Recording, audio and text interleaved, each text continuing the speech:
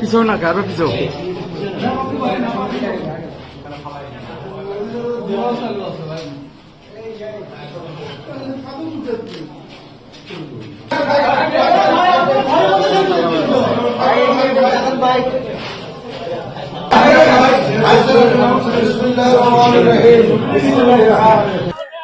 বগুড়া উপনির্বাচন এটি জিয়া পরিবারের আসন এবং সর্বশেষ আমাদের মাননীয় প্রধানমন্ত্রী আমাদের বগুড়ার কৃতি সন্তান জনাব তারেক রহমান এই আসন থেকে নির্বাচন করেছেন এবং আমাদের প্রতিদ্বন্দ্বী প্রার্থীর দ্বিগুণ ভোটে তিনি নির্বাচিত হয়েছেন।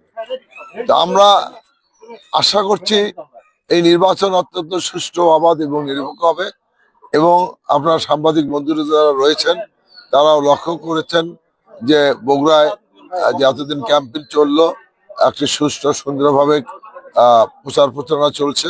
এখানে সবাই সৌহার্দ্যপূর্ণমূলক ভাবে আমরা প্রচার করেছি, কোনো বাধাবিঘ্ন হয়নি। ইনশাল্লাহ আজকের এই নির্বাচনটা অত্যন্ত সুন্দর সুষ্ঠু পরিবেশে অনুষ্ঠিত হবে। ইনশাল্লাহ জনগণ সকলে স্বতঃস্ফূর্তভাবে ভোট কেন্দ্রে এসে তাদের ভোট প্রয়োগ করবে।